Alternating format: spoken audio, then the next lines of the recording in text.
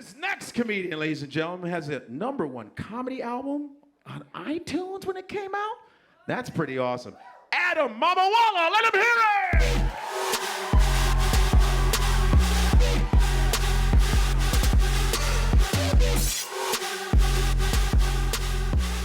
Hello, thank you. How's it going?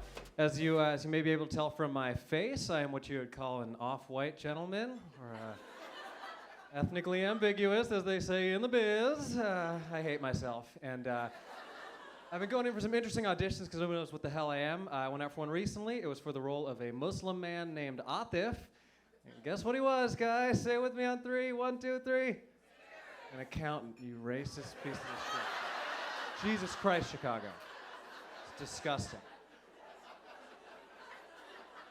No, he was a terrorist, of course. That's exactly what it was. Although, of course it was. I did this joke recently. I set it up the same way. I was like, what do you think he was, guys? Some woman in the back yells out, gay!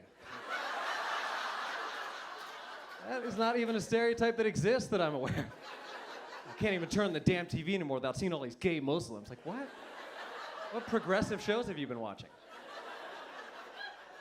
In any event, it was in fact to play a suicide bomber, and here's how the audition went.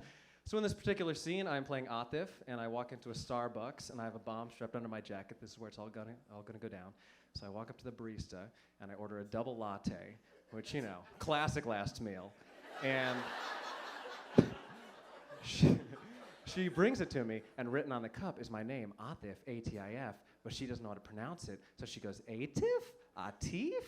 And this incenses me so much. This is the actual written direction in the script.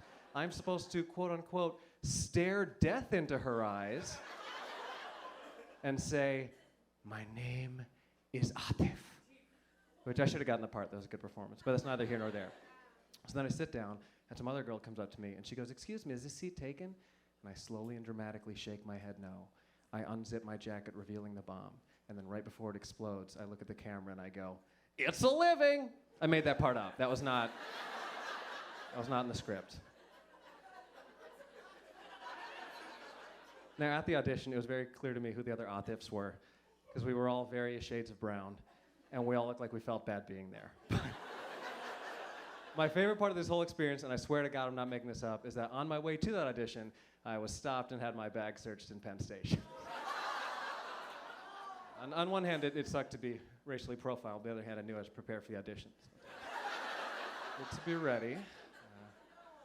If you are wondering what my ethnic background is, maybe ask yourselves why it's so important to you. I'm just kidding. I'll tell you. Who cares? My dad is from India, and my mom is a small white lady from Wisconsin. But I know what I look like. You know what I mean? Like, I get that I don't look Indian at all, and that's why it's funny to me. Sometimes I get sent out for these auditions to play like Raj, the computer technician, and I never get that part. But I shouldn't, because that's not what I look like.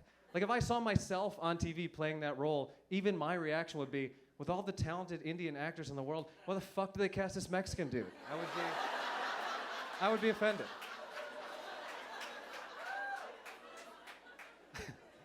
I go to an Indian dentist, and the first time I went there after my appointment, he goes, you know, I hope you don't mind, but I always like to ask new patients, what made you choose our office?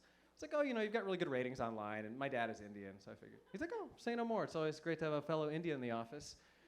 I realized, like, only minorities can say shit like that. You know what I mean? Like, if you're white and you go to the dentist,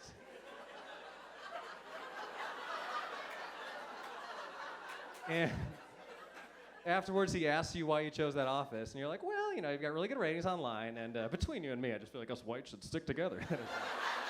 It's not a good look. I would not recommend that.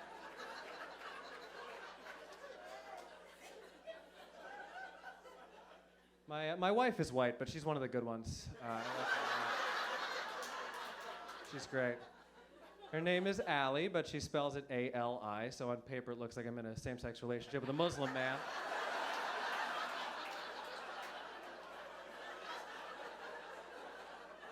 And if you are wondering, she did not take my last name, which frankly I understand. I feel like if your name is Ali Mamawala, you're legally an Uber driver.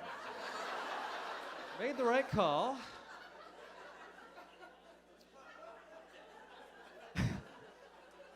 Allie and I have very different schedules because I do this and she makes money, and I don't... I don't see her that much during the week, and as a result, we usually have sex like once a week on the weekends. So we were talking about that recently. I was like, yeah, we're a young married couple. We should be having sex more. She was like, honestly, I'm in the mood all the time. You're just not around that much during the week. Like, if anything, one of these nights when you come home late from doing your shows, you should just come in really quietly and come into the bedroom and pull the covers down and start undressing me and start fooling around. That's actually like a real turn on for me. I think that'd be really hot. And I was like, okay. And I was like, first of all, let me just say, you are an amazing woman. And thank you so much for even suggesting that, and I love you so much. Having said that, it's 2018. You're gonna have to put that in writing. There's no fucking way. There's no way. There's no way I'm doing that.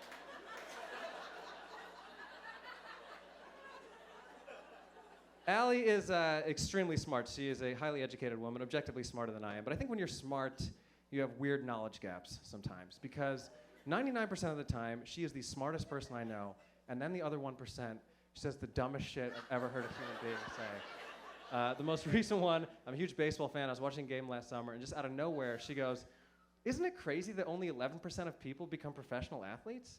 I was like, hold on. 11% of all people become professional athletes. I believe there's approximately 7 billion people in the world. So just doing some quick math, if I may, you are suggesting that over 700 million people are professional athletes. Now, this is where a normal person would admit they heard the wrong statistic and move on. What my wife said was, there are a lot of sports, which is completely insane. But this has now created a situation where I can just make fun of her everywhere we go for the rest of our lives. Like, if she was here right now, I'd be like, Allie, can you believe that 60 people at Up Comedy Club are professional athletes? That is so cool. We got to meet all of them. That's so cool. And my favorite part is it's exponentially funnier the bigger the crowd is. We were actually at Wrigley Field last summer, and at one point I couldn't help myself. I just looked over and I was like, Allie, how inspiring is it to think that 6,000 of the people in the stands could be on that field right now? That is so neat. We are the 89%. It's kind of like when you first go to college and they tell you how many people are going to get STDs. Look at the person on your left. Look at the person on your right.